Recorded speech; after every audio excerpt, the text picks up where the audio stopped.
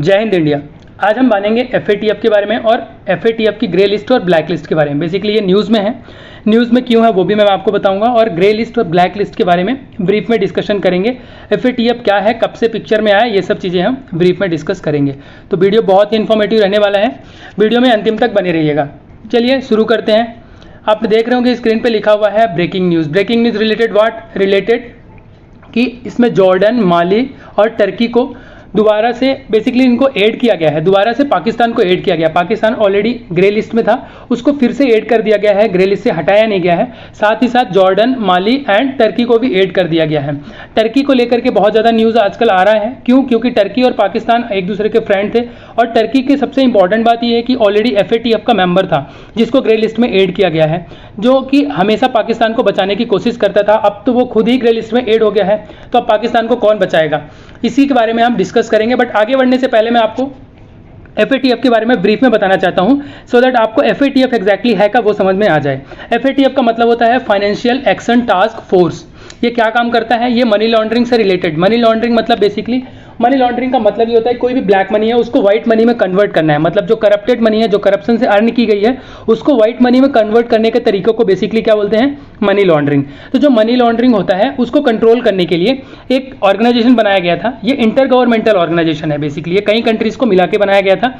किसने बनाया था? ये G7 कंट्रीज ने मिलकर बनाया था। फर्स्ट टाइम 1989 में इसको बनाया गया। ठीक, इसको 2001 में इसमें क्या ऐड किया गया? Terrorism financing. मतलब अर्लियर इसमें सिर्फ मनी लॉन्ड्रिंग से रिलेटेड बात की जाती थी। मतलब ब्लैक मनी को व्हाइट मनी में कन्वर्ट करने का जो प्रोसीजर रहता है उसको मनी लॉन्ड्रिंग बोलते हैं। उसको रोकने के लिए एफएटीएफ बनाया गया।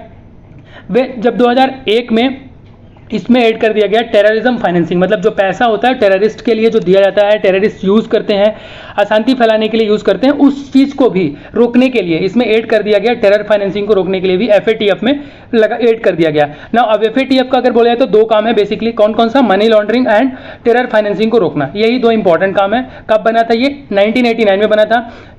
इनिशिएट किसने लिया था? G7 कंट्रीज हैं, उन्होंने इनिशिएट लिया था। ठीक है, इसको फ्रेंच में दूसरे नाम से बोलते हैं। फ्रेंच में नाम है ग्रुप डी एक्शन फाइनेंसरी। ठीक है, GAFI। ना आगे देख लेते हैं जो ऑब्जेक्टिव है इसका, किस लिए इसको बनाया गया था। ऑब्जेक्टिव क्या है, उद्देश्य क्या है बताया आपको? Combating money laundering and terrorism financing, इन दोनों चीज़ों को रोकने के लिए और एक स्टैंडर्ड बनाने के लिए। बेसिकली कुछ रूल रेगुलेशन इससे रिलेटेड बनाना है। जो कंट्रीज इनके डाउट लगता है, उनके ऐसे एक्शंस रहते हैं, एक्टिविटी रहती है जिससे उनको डाउट होता है, उनको आई वॉच रखना, देखते रहना। उनको कुछ इश्यूज है तो उनको ध्यान रखना है, उनको ऑब्जर्व करना है और रूल रेगुलेशन को प्रमोट करना है जिससे इफेक्टिव इंप्लीमेंटेशन हो सके, लीगल तरीके से सारी चीज़ें रन कर सके और इनको रोका जा सके। इसी पर्पज से इसको बनाया गया था FATF, financial action task force. ना आगे बढ़ने से पहले आपके लिए एक इंपॉर्टेंट क्वेश्चन है, एफएटीएफ का हेडक्वार्टर कहाँ है आपको बताना है। यूएसए में है, चाइना में है, फ्रांस में है कि जर्मनी में है? वीडियो पॉज करके आप आंसर दीजिए, वीडियो का आंसर आपको लास्ट में मिल जाएगा। एफएटीएफ के मेंबर कौन कौन से हैं और ऑब्जर्वर कंट्रीज में कौन कौन से हैं, तो आपको बता देते हैं। ये इंपॉर्टेंट पॉइंट है, आप याद रखिएगा। 39 इसके मेंबर हैं। 39 मेंबर्स में से 37 कंट्रीज हैं जो इसके मेंबर हैं और 2 रीजनल ऑर्गेनाइजेशन है। ओरिजिनल ऑर्गेनाइजेशन कौन कौन से हैं? एक है गल्फ कोऑपरेशन काउंसिल और दूसरा है यूरोपियन यूनियन। ठीक है, तो ये टोटल 39 मेंबर हैं इसके। इसका मेंबर इंडिया भी है, जो आपको पता होना चाहिए। बेसिकली हम इंडिया के हैं। हमारे एग्जाम में ऐसे चांसेस, क्वेश्चन के आने के चांसेस ज़्यादा रहते हैं जो कि न्यूज़ में होता है और एफएटीएफ न्यूज़ में है, इंडिया उसका मेंबर है, तो हमें पता होना चाहिए कि इंडिया उसका मेंबर है कि नहीं। तो अच्छी बात तो यह है कि इंडिया उसका मेंबर है। दूसरा, इंडिया के अलावा इंडिया की कोई नेबरिंग कंट्री ऐसी कोई भी नहीं है जो एफएटीएफ की मेंबर हो। ठीक, इसके अलावा एक इंपॉर्टेंट चीज़ ये है कि जो इसके मेंबर्स होते हैं, एसोसिएट मेंबर होते हैं, तो 9 फाइनेंशियल इसके एसोसिएट मेंबर्स हैं। ठीक है, इस एक्शन टास्क फोर्स के उसी जैसे एरिया स्पेसिफिक बोल सकते हैं उसको, या एशिया के लिए बोल सकते हैं Asia Pacific group of money, ऐसे करके कई ग्रुप होते हैं। तो इन ग्रुप्स में अगर देखा जाए तो उन ग्रुप के अकॉर्डिंग डायरेक्टली पाकिस्तान इसका मेंबर नहीं है, बट अगर ये देखा जाए तो Pakistan Asia Pacific group of on money laundering का मेंबर है, तो इनडायरेक्टली एफएटीएफ का मेंबर कहा जा सकता है ना। इसके ऑब्जर्वर कंट्री है इंडोनेशिया अगर बोला जाता है नेशंस में, और ऑर्गेनाइजेशन में देखा जाए तो कुछ वर्ल्ड बैंक जैसे ऑर्गेनाइजेशन है, वो कंट्रीज इसकी ऑब्जर्वर कंट्री है। मतलब इनको मेंबरशिप नहीं मिली है, बट इनको लेटर ऑन मेंबरशिप दी जा सकती है। अब हमने आपको स्टार्टिंग में बताया इसके 2 लिस्ट हैं, ग्रे लिस्ट और ब्लैक लिस्ट। तो ये बेसिकली है क्या? ग्रे लिस्ट अगर कहा जाए तो ये वार्निंग साइन है। वार्निंग साइन मतलब वार्निंग दिया जाता है, ये कह सकते हैं ये वार्निंग दिया जाता है कि अगर आप अब नहीं सुधरेंगे, आप अपनी जो मनी लॉन्ड्रिंग के इश्यूज हैं उनको शॉर्ट आउट नहीं करेंगे तो आपको ब्लैक लिस्ट कंट्री में डाल दिया जाएगा ना। आप ये सोच रहे होंगे कि ग्रे लिस्ट या ब्लैक लिस्ट में डालने से प्रॉब्लम क्या होती है, वो चीज़ें मैं आपको आगे बताऊंगा। उससे कंट्रीज की इकोनॉमी टोटली खराब हो सकती है, कंट्री बर्बाद हो जाती है।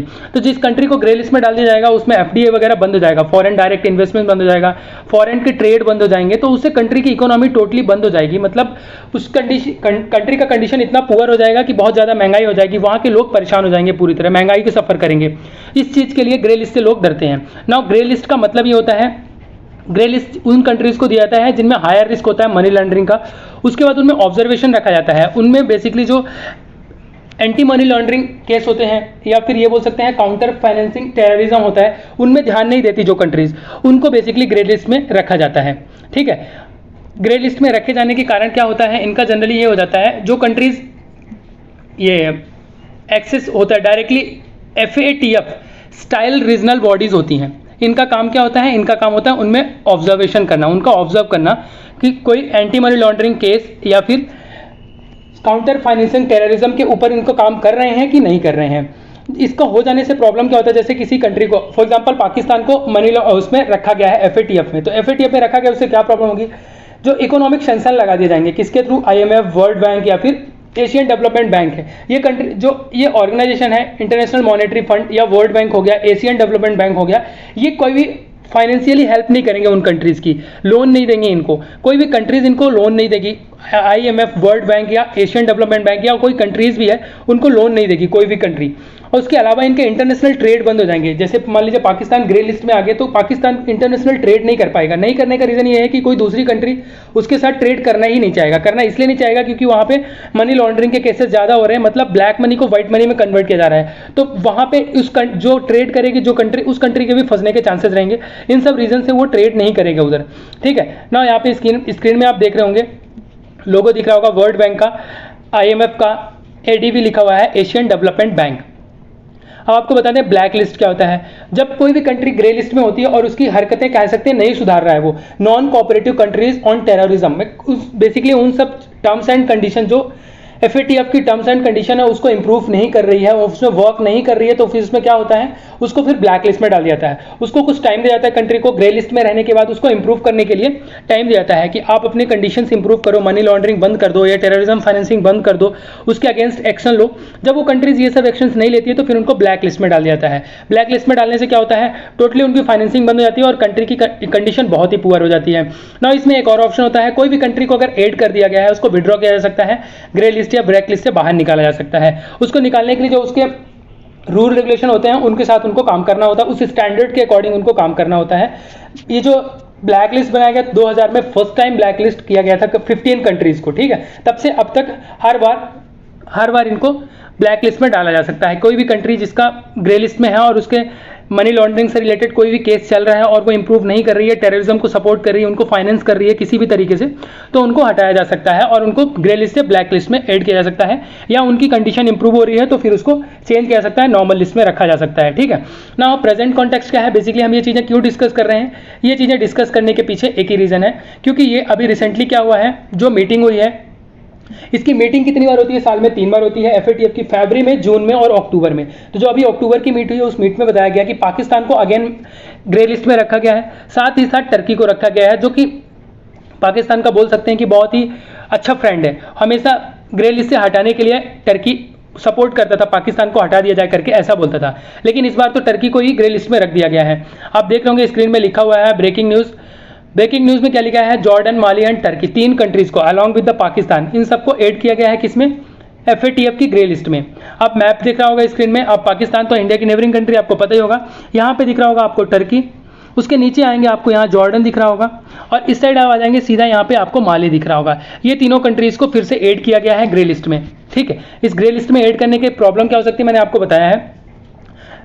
पाकिस्तान को फिर से ऐड किया गया है क्योंकि मनी लॉन्ड्रिंग के केस को टैकल करने में सक्सेस नहीं रहा, तो जो इसके स्टैंडर्ड होते हैं उस स्टैंडर्ड में फिट नहीं होने के कारण पाकिस्तान को ग्रे लिस्ट से हटाया नहीं गया, उसी में रखा गया है ना। जो चीफ है FATF के चीफ कौन है, मार्कस प्लेयर, उन्होंने क्या बोला है, उन्होंने बोला है पाकिस्तान ने कुछ 34 स्टैंडर्ड एक्शंस पॉइंट है, उसमें से 30 को कंप्लीट किया है बट टोटली कंप्लीट नहीं किया है, इसलिए इसको ग्रे लिस्ट में रखा गया है। अगर ये बिल्कुल ही एक्टिव नहीं रहता तो फिर इसको ब्लैक लिस्ट में रख दिया जाता है। जैसे लाइक पाकिस्तान में बहुत सारे यूएन डेजिग्नेटेड टेररिस्ट रहते हैं, उन टेररिस्ट को अगर उन टेररिस्ट के अगेंस्ट अगर पाकिस्तान कुछ नहीं करेगा तो फिर उसको ब्लैक लिस्ट में रख दिया जाएगा। लेकिन अभी पाकिस्तान के पास टाइम है, वो इंप्रूव कर सकता है अपनी कंडीशन। उन्होंने ये भी बोला कि कोई काम इंडिया के प्रेशर में नहीं किया जा रहा है, जो अगर सोचा जा रहा है ऐसा तो ऐसा कुछ नहीं है। ये FATF इंडिपेंडेंट है, ग्रुप के जो मेंबर हैं उनके अकॉर्डिंग ही सारे वोटिंग के थ्रू ही सारे काम किए जाते हैं। उन्होंने बोला माली और जॉर्डन को भी ऐड किया गया है इसमें ग्रे लिस्ट में। ठीक नाउ जो ये लिस्ट रिलीज की गई है उसके पहले तक इसमें 22 कंट्रीज थी जो ग्रे लिस्ट में थी। उन 22 कंट्रीज में जैसे मान लीजिए Armenia, Morocco, Syria, south Sudan या यमन, ऐसी बहुत सारी कंट्रीज थी 22 जिनको ग्रे लिस्ट में रखा गया था। लेकिन जो अब मीटिंग हुई है उसके बाद क्या हुआ, बोस्टोवन एंड मॉरिशस 2 कंट्रीज को रिमूव कर दिया गया है, मतलब उनको नॉर्मल कंडीशन में रख दिया गया है। साथ ही साथ 3 कंट्रीज को ऐड भी किया गया है। मैंने आपको बताया माली, जॉर्डन एंड टर्की, इन तीनों कंट्रीज को उसमें ऐड किया गया है। उसको ऐड करने के बाद टोटल 23 कंट्रीज हो गई हैं ग्रे लिस्ट में। और 2 कंट्रीज हैं जो कि ब्लैक लिस्ट में है पहले से, ईरान और नॉर्थ कोरिया। ये दोनों कंट्रीज का नाम याद रखिएगा, ये दोनों कंट्रीज क्या ब्लैक लिस्ट में अभी भी हैं। ठीक है ना। आपका जो क्वेश्चन पूछा था मैंने, हेडक्वार्टर कहाँ है FATF का, FATF का हेडक्वार्टर कहाँ है, फ्रांस में। इसका आंसर है फ्रांस। आप याद रखिएगा क्योंकि क्वेश्चन पूछा जा सकता है। अब आप लोग के दिमाग में एक चीज और आ सकती है कि अफगानिस्तान को तो रखा नहीं गया, अफगानिस्तान में ऑलरेडी टेररिज्म चल रहा है। बेसिकली अफगानिस्तान को टाइम दिया गया है। अगर अफगानिस्तान में जो तालिबान की गवर्नमेंट है वो इंप्रूव नहीं करती अपनी कंडीशन और उस कंट्री में टेररिज्म बढ़ता है तो डेफिनेटली आगे चल के उसको ब्लैक लिस्ट में रखा जा सकता है। तो आपको सारी चीजें समझ में आ गई होंगी कि पाकिस्तान को अगर हम ब्लैक लिस्ट में रख देंगे या अभी फिलहाल जो पाकिस्तान को हमने रखा हुआ है ग्रे लिस्ट में, उससे क्या क्या डिसएडवांटेज होता है, क्यों कंट्रीज परेशान होती हैं कि हमको नहीं रखना करके या बचना चाहती हैं। उसके पीछे एक ही रीजन है कि उन कंट्रीज की फाइनेंसिंग बंद हो जाती है। बेसिकली कोई भी कंट्री उनको लोन नहीं देती है, कोई भी फॉरेन कंट्री इन्वेस्ट नहीं करना चाहती, फॉरेन डायरेक्ट इन्वेस्टमेंट टोटली बंद हो जाता है। तो उस कंट्री की इकोनॉमी बहुत ज्यादा खराब हो जाती है, अर्थव्यवस्था इतनी खराब हो जाती है। आप समझ लो उस कंट्री की जो मनी है, बेसिकली जो उधर का करेंसी जो यूज होता है, उस करेंसी की वैल्यू इतनी ज्यादा डाउन हो जाएगी कि उस कंट्री का कोई भी बाहर का सामान खरीदना है या इंपोर्ट करना है तो वो इंपोर्ट कर पाना बहुत ही मुश्किल होगा। तो वहाँ के लोगों का जीवन बहुत टफ हो जाएगा। बेसिकली टर्की को जब से ऐड किया गया है तो टर्की की वैल्यू बहुत कम हो गई, टर्की की जो करेंसी है उसकी वैल्यू बहुत कम हो गई है। वीडियो यहाँ पे समाप्त होता है। उम्मीद है कि सारी चीज़ें आपको समझ में आ गई होगी। Thanks for watching the video. जय हिंद इंडिया।